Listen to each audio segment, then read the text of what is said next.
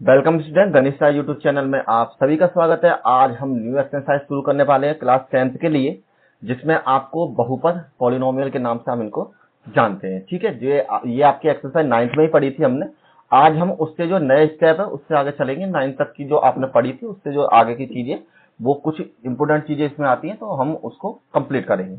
ठीक है, तो थोड़ी सी मैं इसकी बेसिक नॉलेज आपको बता देता हूँ, जो आपको रिमाइंड हो जाएगा किस तरीके से पॉलिनोमियल होता है और क्या चीज आपको पॉलिनोमियल किस तरीके से पहचान करते हैं। ठीक है, और हमारे इस यूट्यूब चैनल पर आपको सभी क्लासेस के मैथमेटिक्स की वीडियो अवेलेबल कराई जाती है, जिसमें सभी की जो पीडीएफ है हम आपको फ्री ऑफ कॉस्ट प्रोवाइड कराते हैं। आप गणेश साथ जी के नाम से टेलीग्राम चैनल, व्हाट्सएप चैनल, यहाँ पे हमारी जो डिस्क्रिप्शन लिंक दे रखा है वेबसाइट का, वहां से जाकर आप डाउनलोड कर सकते हैं। और हमारे सभी जो लेक्चर्स हैं यूट्यूब चैनल पर और हमारी वेबसाइट दोनों पर अवेलेबल है, तो जहां से आप चाहें सुविधाजनक आप वहां से कंप्लीट कर सकते हैं। तो चलिए स्टार्ट करते हैं न्यू चैप्टर।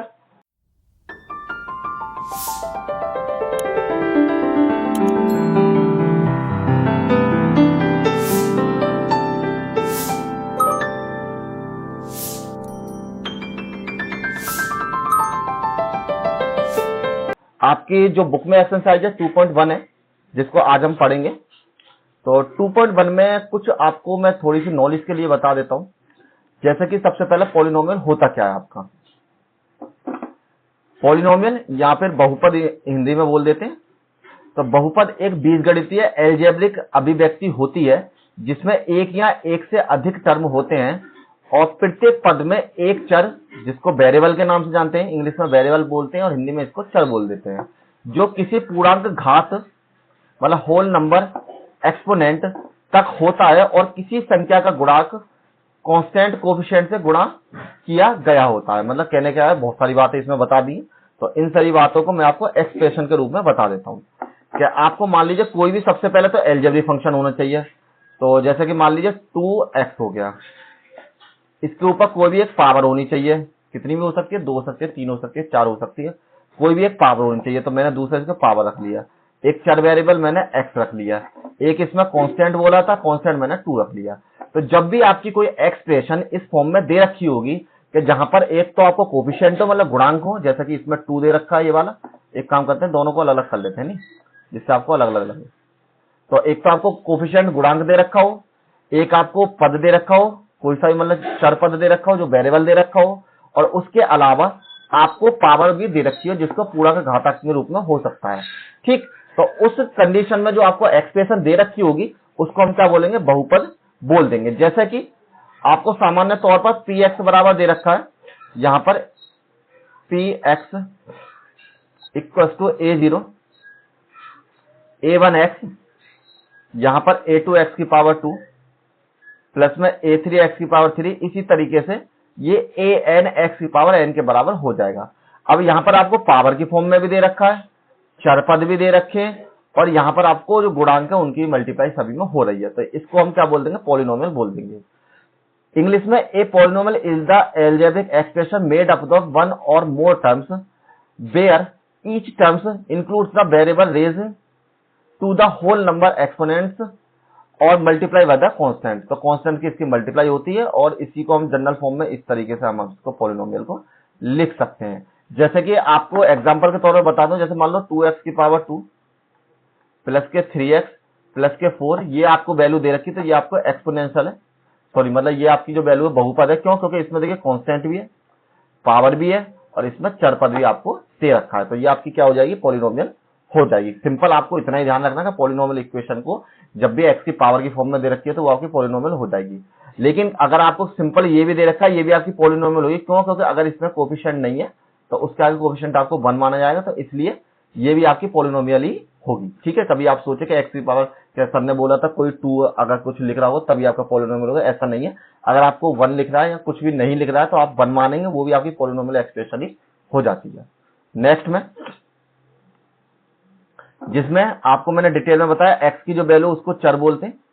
ठीक, जो आपके a1 a2 a3 एक्सप्रेशन में दे रखा है, जैसा कि आपको पीछे एक्सप्रेशन दी थी, यहां लिख देते हैं a0 a1x प्लस में a2x, इसी तरीके से an x की पावर n तक आपकी एक्सप्रेशन जा रही थी। तो जो आपकी x वाली वैल्यू है सभी जगह वो तो आपके वेरिएबल्स हैं, और जो आपकी A0, A1, A2, AN तक जा रही है, जो आपकी ये वाली वैल्यू है, ये सारे क्या आपके कोफिशिएंट, और हिंदी में इसको गुणांक बोलते हैं। और जो n की जो वैल्यू है, जो आपकी ये है, ये एक नेचुरल नंबर है, मतलब 0 से लेकर आपकी कुछ भी हो सकती है, और 1, 2, 3 ये आपकी इस फॉर्म में चलती रहती है। ठीक है, तो x इज द वेरिएबल जो आपके कांस्टेंट वेरिएबल दे रखी है, और आपके नॉन नेगेटिव होने चाहिए। ये भी आप एक कंडीशन और ध्यान रखें, कभी भी आपके पास ये वैल्यू इस तरीके से होने पर वो आपकी पॉलिनोमियल इक्वेशन नहीं होगी, पॉलिनोमियल नहीं है। ठीक है, अब चलिए नेक्स्ट पे देखते हैं। देखिए बहुपद के कुछ एग्जांपल्स हैं जो आपके सामने दिए हुए हैं। अगर आपके सामने इक्वेशन है 3x प्लस के 5, मतलब जिसमें x की पावर 1 हो, x की पावर 1 वाले जो भी बहुपद होते हैं उनको कहते हैं हम रेखीय बहुपद, या इंग्लिश में कहते हैं लीनियर पॉलिनोमियल। ठीक, मतलब जहां पर भी आपके x की पावर 1 हो केवल, मतलब किसी भी जो आपका पॉलिनोमियल में जो वेरिएबल है उसकी पावर 1 ही रिपीट हो मैक्सिमम, वो भी मैक्सिमम पावर, तो उसको हम लीनियर पॉलिनोमियल कहते हैं। कहीं पर आपकी घात अगर 2 घात की हो, मतलब यहां पर अगर जैसे मैक्सिमम पावर x की पावर 2 है, तो वो भी आपका क्या हो जाएगा, उसको बोलते हैं द्विघात बहुपद, या फिर क्वाड्रेटिक पॉलिनोमियल, इसको बोलते हैं, क्वाड्रेटिक भी बोल सकते हैं। ठीक है, क्वाड्रेटिक पॉलिनोमियल। नेक्स्ट में जहां पर आपकी मैक्सिमम पावर 3 हो, जैसे कि इसमें दे रखा हो, तो उसको बोलते हैं घन बहुपद या फिर क्यूबिक पॉलिनोमियल। ठीक, सेम टू सेम इंग्लिश में लिखा हुआ है कि अगर 3x है तो लीनियर बोलेंगे, x की पावर 2 है तो क्वाड्रेटिक बोलेंगे, अगर x की पावर 3 है तो यहां पर हम क्यूबिक बोलेंगे। ठीक, नेक्स्ट में अब देखिए सबसे पहले आपको इंपॉर्टेंट ये है कि जो आपको बहुपद नहीं होते उनको आइडेंटिफाई करना होता है। तो जैसे मैंने अभी पीछे ही बताया था आपको स्लाइड में, इसमें दिया हुआ है यदि चर की घात ऋणात्मक होती है या फिर फ्रैक्शन वैल्यू के रूप में, मतलब भिन्न के रूप में होते हैं, जैसे x की पावर माइनस के 1 हो, x की पावर माइनस के 2 हो, या x की पावर 1/2 हो, तो वो कभी भी बहुपद नहीं होते हैं। यहां पर साफ साफ लिखा हुआ है कि बहुपद नहीं होते हैं। या फिर यदि चर की पावर जो अगर रूट में है, अंडर रूट में अगर कोई वैल्यू दे रखी है, जैसे अंडर रूट x हो, या अंडर रूट y हो, या अंडर रूट t हो, कुछ भी हो सकता है, या क्यूब में t हो, तो वो भी आपके बहुपद नहीं होंगे। ठीक है, तो यहाँ पर क्रॉस लगा लीजिए, पॉलिनोमियल नहीं होंगे ये भी, और ये कंडीशन भी आपकी पॉलिनोमियल नहीं होगी। हमेशा ध्यान रखना, आपको पूछेगा कभी कभी क्वेश्चन में क्या अंडर रूट 3 है, सॉरी अंडर रूट x है, या अंडर रूट x की पावर 2 है, तो वो पॉलिनोमियल है या नहीं है, इस तरीके क्वेश्चन पूछ सकता है। Not a polynomial if the variable of the negative and the fraction values, so then it is not a polynomial, and square root, so then it is also not a polynomial। ठीक, मतलब जहां पर आपकी power minus में तब भी आपकी polynomial नहीं होगी, जहां पर आपकी पावर अगर रूट में दे रखी है तब भी आपकी पॉलिनोमियल इक्वेशन नहीं होगी वो। अब कुछ बहुपद जो आपको उनके आधार पर प्रकार होते हैं, इसमें पॉलिनोमियल से जो टाइप्स होते हैं, तो उनको थोड़ा रीड कर लेते हैं। तो देखिए बहुपद की जो संख्या के आधार पर होते हैं, मतलब उनके जो टाइप है उनकी संख्याओं के आधार पर गिने काउंट किए जाते हैं। जैसे एक पद वाला बहुपद जिसको मोनोमोनियल कहते हैं, मोनोमोनियल, और इसकी वैल्यू है 5x के बराबर। ठीक है, मोनोमियल में हो गए। नेक्स्ट में दो पद वाले जिसे बाइनोमियल कहते हैं, जिसकी जहां पर आपके दो पद हैं, जैसे कि आपको देख रहे हैं एक पद ये रहा और एक पद ये रहा, जहां पर सिंगल एक पद था, जहां पर सिंगल पद था उसको एक पद वाला, जहां पर दो पद था वहां पर दो पद वाला, और जहां पर तीन पद हो उसको ट्रिनोमियल कहते हैं। तो ये ट्रिनोमियल हो गया, जहां पर आपके पद है 3 2 3। ठीक है, तो वो आपके 3 हो जाएंगे। सेम यहाँ पर नीचे इंग्लिश में लिखा हुआ है। अब देखिए सबसे पहले मैं कुछ आपको ग्राफिकल रिप्रेजेंटेशन बता देता हूं, जैसा कि आपको ये जो हमने पीछे पढ़े थे कि x की पावर 2 प्लस में x की पावर 2 प्लस में 3x प्लस में 4, इस तरीके को आपको इक्वेशन दे रखी है। यहां पर इस तरीके से नहीं तो ऐसे लिख लो, ax स्क्वायर प्लस में bx और प्लस में c के बराबर। यहाँ पे कोई इक्वेशन है ax प्लस में c बराबर 0 के। एक इक्वेशन दे रखी है आपको ax की पावर q प्लस में bx की पावर 2 प्लस में cx की पावर 3, सॉरी कम कीजिए, cx की पावर x, और प्लस में d बराबर आपके पास 0। मान लीजिए आपके पास इस तरीके को इक्वेशन दे रखी है। तो जब हम इन इक्वेशंस को सॉल्व करते हैं तो यहां पर आपको x की केवल एक वैल्यू मिलेगी। ठीक, आपको मिलेगी एक्स के एक मान मिलेगा जो कि आपकी वैल्यू डिपेंड करेगी। यहां पर एक्स की 2 पावर है तो आपको यहां पर एक्स की 2 वैल्यू मिलेंगी। अगर यहां पर आपके एक्स की 3 पावर है तो यहां पर आपको एक्स की 3 वैल्यूज मिलेंगी, मतलब यहां 2 मिलेंगी, यहां पर आपके पास 3 वैल्यूज आपको मिलेंगी। ठीक, ये जो वैल्यूज मिलती हैं इनको हम बोलते हैं शून्यांक, हिंदी में शून्यांक और इंग्लिश में बोल देते हैं जीरोस। ठीक, तो ये वैल्यू जब आपको मिलेंगी तब ये आपकी जितनी जीरो होती है उस हिसाब से हमको पता पड़ जाती है। लेकिन आपके जो चैप्टर में कुछ क्वेश्चन दे रखे हैं वो आपको ग्राफिकल के थ्रू दे रखे हैं, तो मैं ग्राफिकल के थ्रू बता देता हूं आपको। जैसे मान लीजिए ये आपके एक्सिस होते हैं, ये एक्स एक्सिस, ये वाई एक्सिस, ये एक्स का नेगेटिव, ये आपका वाई का नेगेटिव पोर्शन। ठीक, ये आपका हो जाएगा ओरिजिन सॉरी मूल बिंदु, जिसमें आपके लोग 1 2 3 4 और 5 मान लीजिए। यहां पर आपकी वैल्यू 1 2 3 और 4 मान लीजिए। यहां पर आपके वैल्यू -1 -2 -3 -4 -5। यहां पर आपकी वैल्यू -1 -2 -3 -4 और -5। इस तरीके से आपको वैल्यू दे रखी है। अब मान लीजिए आपको कोई सी तरीके की लाइन देगा, जैसे मान लीजिए मुझे एक लाइन दी इस तरीके से, ये यहां से होती हुई यहां से निकल गई। ठीक है, तो हमारा जो मेन फोकस है हम ये देखते हैं ये एक्स पर कहां कहां पर टच हुई है लाइन। एक तो यहां टच हुई है और एक तो यहां टच हुई है। ठीक है, 2 जगह टच हुई है, तो आपकी जो ये लाइन हो जाएगी यहां पर, तो यहां पर जब ये 2 जगह टच हुई है तो इसमें जो एक्स की वैल्यू है आपके पास 2 हो जाएंगे, एक तो एक्स बराबर -4 और एक्स बराबर 3। और सबसे पहली बात, जब इसकी 2 इक्वेशन होगी तो ये कैसी होगी आपकी क्वाड्रेटिक इक्वेशन, मतलब द्विघातीय। ठीक है, जिसको हमने बोला था क्वाड्रेटिक,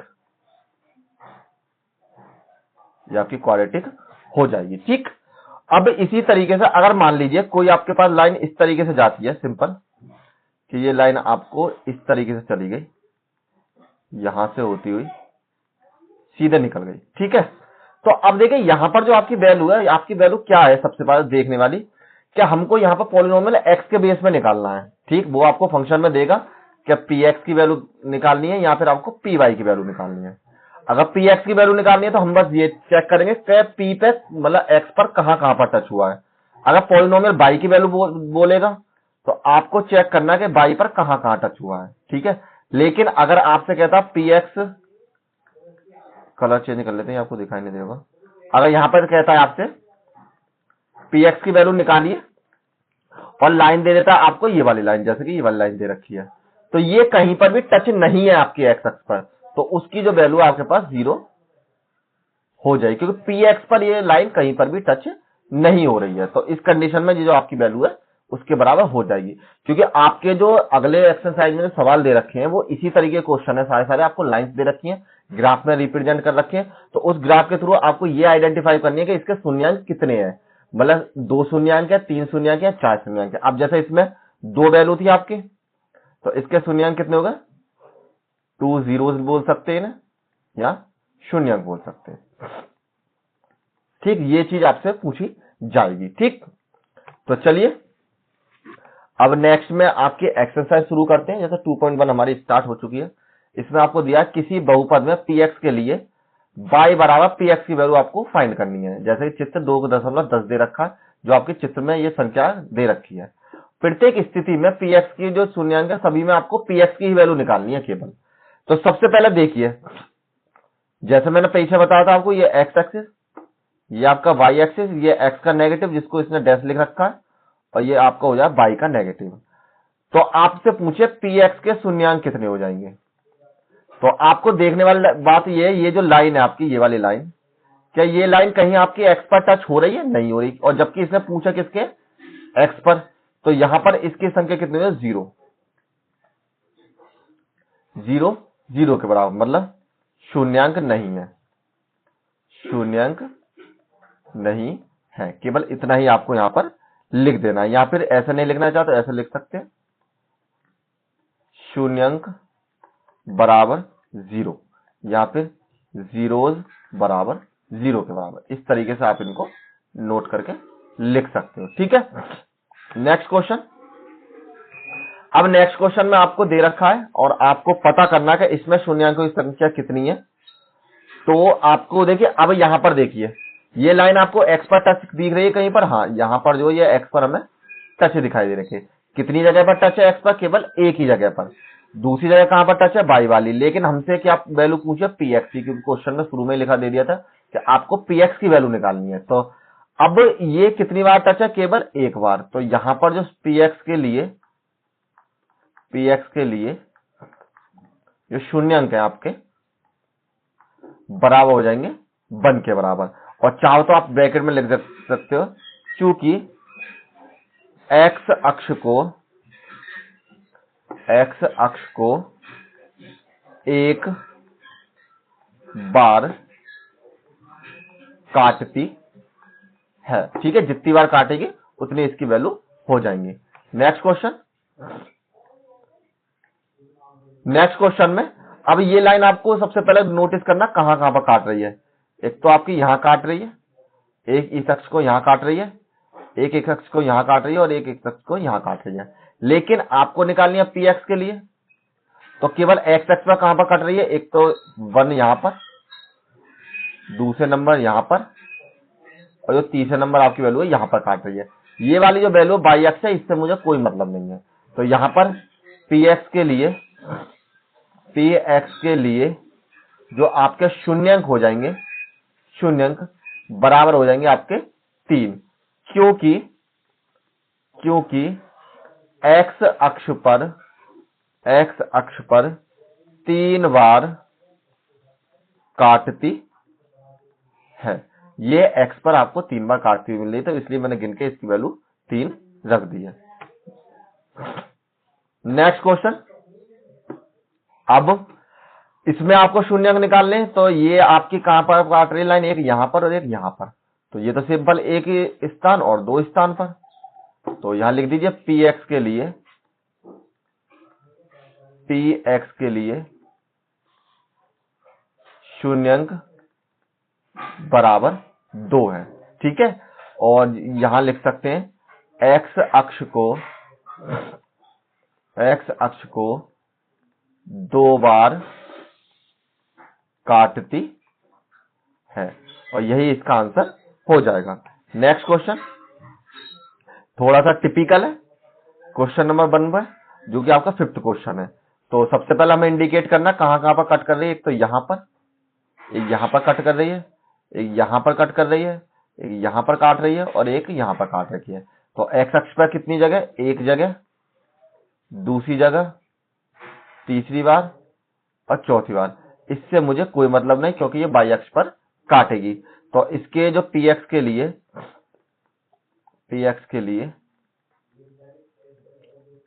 लिए जो शून्यंक है वो आपके हो जाएंगे 4 के बराबर, और एक्स अक्ष को 4 बार काटती है। ठीक, नेक्स्ट क्वेश्चन है आपको क्वेश्चन नंबर 6। क्वेश्चन नंबर 6 में आपको नोटिस करना है कि ये किस पर कितनी बार काट रही है। तो सबसे पहले आप ध्यान दीजिए ये काट कहां कहां पर रही है? एक स्थान पर। ये देखिए, ये लाइन आपको एक चीज बताता हूं, जब भी आपको इस तरीके कोई लाइन दे रखी हो, जैसे ये लाइन आपकी यहां से आई और ये यहीं से लौट गई, तो इसका मतलब ये है कि ये इसी पॉइंट पर टच हुई है और इसी पॉइंट पर लौट गई है। ना कि इसको आप ये समझे कि ये अलग है और ये अलग है, ऐसा नहीं है। ये उसी पॉइंट पर आई है और उसी पॉइंट से टच होकर चली गई है। तो ये स्थिति कुछ इस तरीके से होती है। चाहो तो मैं ड्रॉ करके दिखा देता हूं आपको। देखिए, जैसे यहां पर 1 और 2, तो ये लाइन यहां से आई आपकी और यहां से चली गई। तो इसका मतलब ये केवल 2 पर ही टच हुई है। ठीक है, नहीं इसको 2 बार नहीं काउंट करोगे, आप केवल एक ही बार काउंट करोगे। तो एक यहां पर कट हुई है, एक यहां पर कट हुई है और एक आप यहां पर कट हुई है। इससे मुझे कोई मतलब नहीं। 1, 2 और 3 यहां लिखिए पी एक्स के लिए 0 अंक बराबर 3, क्योंकि